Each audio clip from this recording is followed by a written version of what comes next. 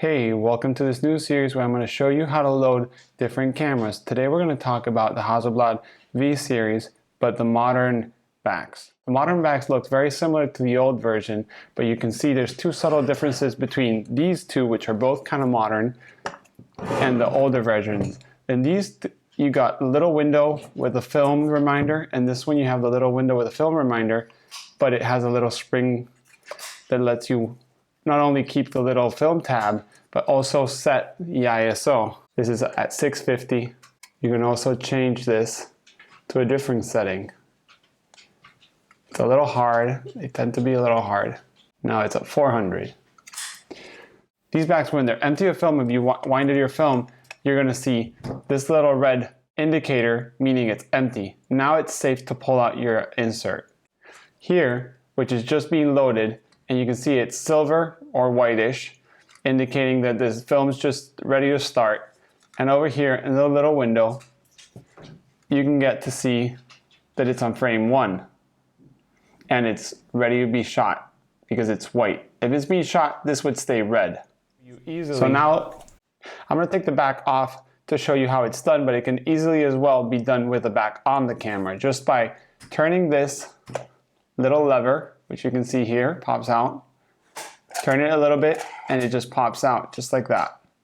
That's the film. You insert, little spool there, ready to get loaded. Put it back on, and now I'm going to remove it. To remove it, you just have to move this little button to the side and do a little pressure. I'll do it again. Put it back on, you push, and you slowly release. There's two little hooks under, the little holes that hold on to the hooks to keep the film back with pressure against the body. So this is the film holder, just plain and simple.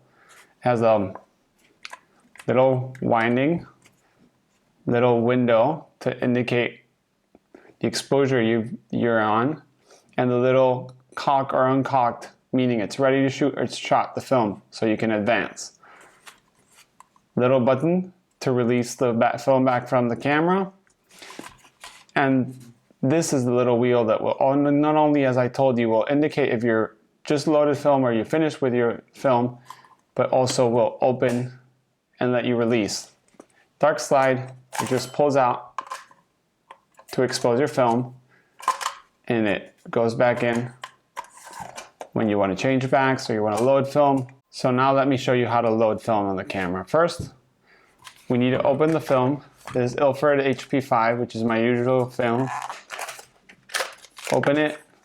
You got a little wrapper. Open the wrapper. And here's your 120 film.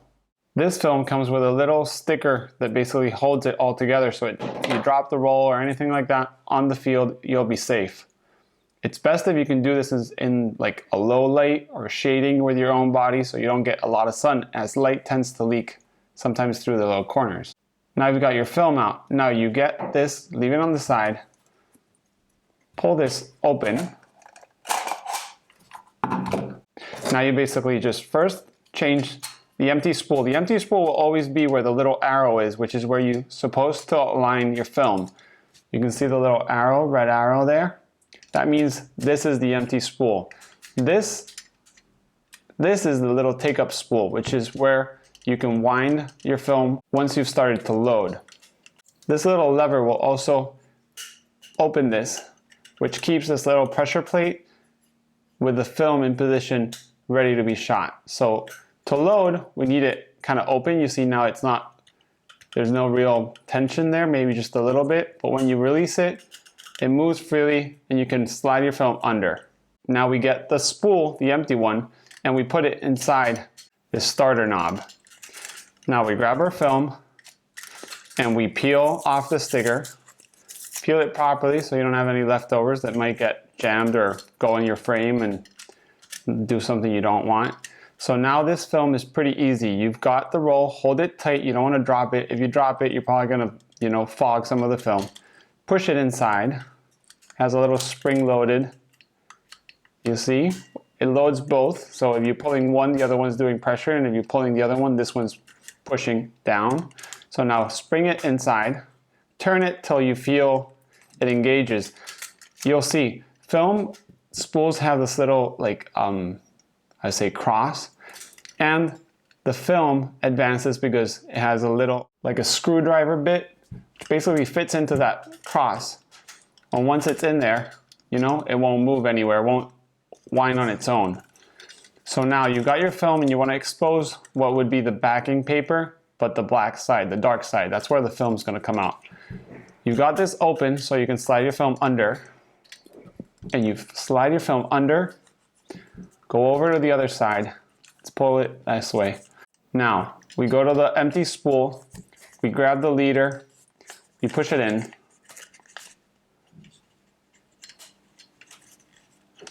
start winding. I kind of push it in while I wind.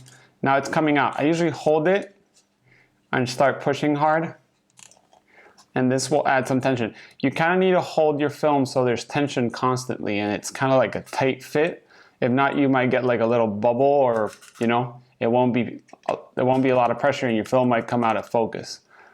So now you just hold it tight, hold your roll where the whole roll is right now and the film's in there. This is just the backing paper, and you got to turn it till you see an arrow that will align with this little red arrow. Remember, it has to go through here. If this pops out, you can start again. Just empty out the empty spool and start again. So now we're just gonna turn till we see this little arrow. You see the arrow popped out. Let me align it. You see? There's a little red triangle and this is the arrow. So this film's ready to shoot. Now you let go and you put the spring back in tension. You see how that did? You hear it? You see how it goes down? That applies the pressure, holds the film flat, and it won't wrinkle inside when you push the insert inside the film back. There you go. There again. Now I just grab the film back. It's easy. It's kind of like square in one end and curved on the other, so there's no way to do this wrong. Now we just put it inside, engage it, turn it down. Now it says like I just have like a little red bit, which means the film's ready to shoot, but it really isn't. So we got to go to this little winding knob, pull it out, turn it till we see frame 1. It'll stop on its own. There it goes. It will only go one way, so you can turn freely the other way to fit it back. Now it's ready to shoot. Then you set your film indicator. If you're pushing film, I write it down or maybe turn it sideways. And these come in your film boxes. If you're buying a single package, they come here. If you're buying a pro package with 5 rolls, if you open the flap, it's on the side. Tear it down and use it. Dark slide has a little curved side to it, so you kind of always want to leave the curve pointing towards the lens. That way you can pull the film out without pulling the dark slide out. This tutorial will work with the A12 and A24 modern film holders, and they're all kind of the similar. A24 is for 220 film, which is no longer made, but if you still find it, it's exactly the same setup, just with longer film. Instead of getting 12 shots, you get 24 shots. With the A16 and A32, it's kind of the same thing, but the 16 means it's a 645 film back, and A32 is a 645 film back for 220 film. I hope you enjoyed this video, and if you want to watch any more, come back on Wednesdays.